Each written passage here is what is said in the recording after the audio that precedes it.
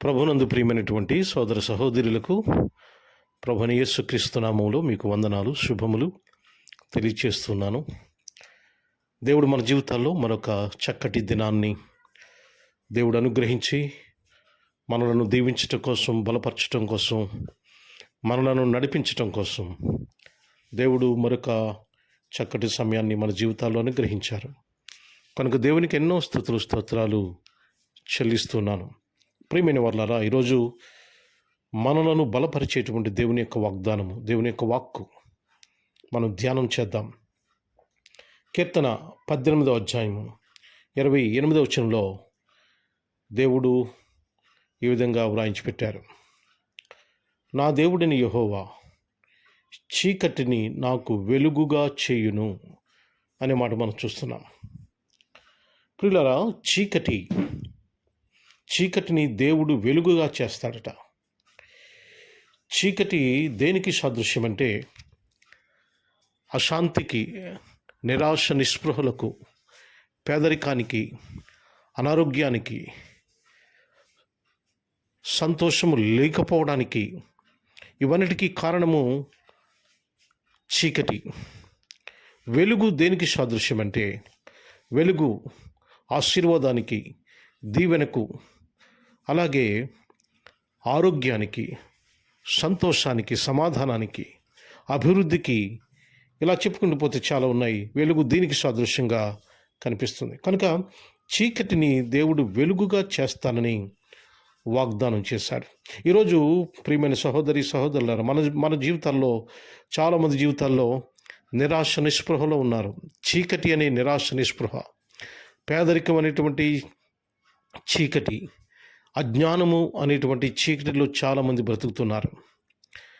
మూఢ నమ్మకాలు అనేటువంటి చీకటిలో చాలామంది బ్రతుకుతున్నారు.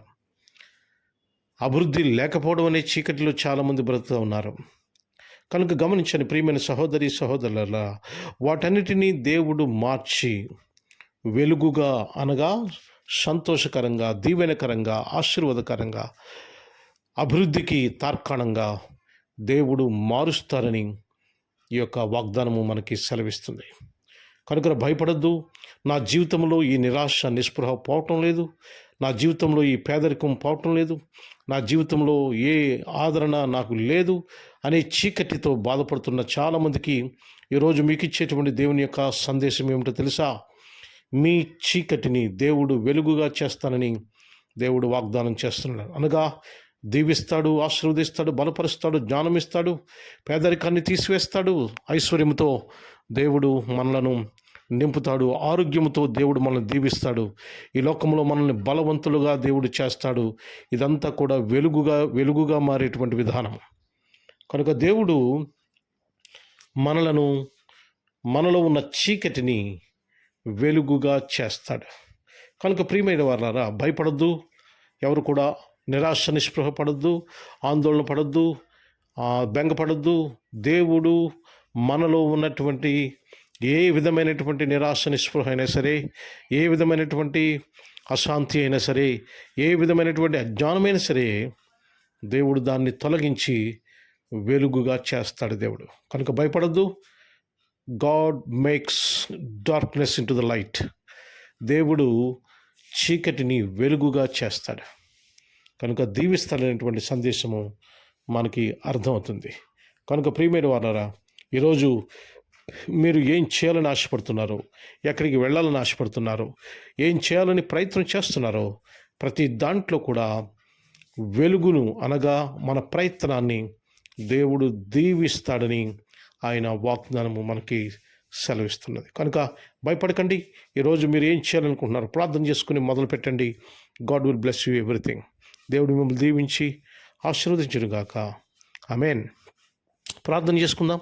నాతో మీరు తలలు వంచి కళ్ళు మూసుకొని ప్రార్థనలోకి భవించాలని మీకు మనవి చేస్తున్నాను. సకల ఆశీర్వాదములకు కారణభూతులైనటువంటి మా ప్రియ పరలోకపు తండ్రి, మీ ఘనమైన శ్రేష్టమైన నామానికి వందనాలు, స్తోత్రాలు, స్తుతులు చెల్లిస్తున్నాం ప్రభువా. ఈరోజు మా జీవితాల్లో నూతన దినాన్ని మీరు అనుగ్రహించినందుకు వందనాలు ప్రభువా.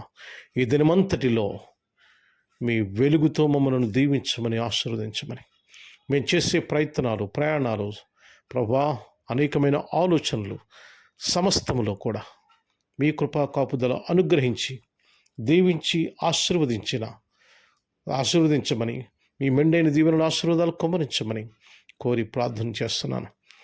ప్రభువా, ఎవరైతే చీకటి అనే అనారోగ్యంతో బాధపడుతున్నారో ఆరోగ్యం అనే వెలుగును ప్రసాదించమని కోరుతున్నాను.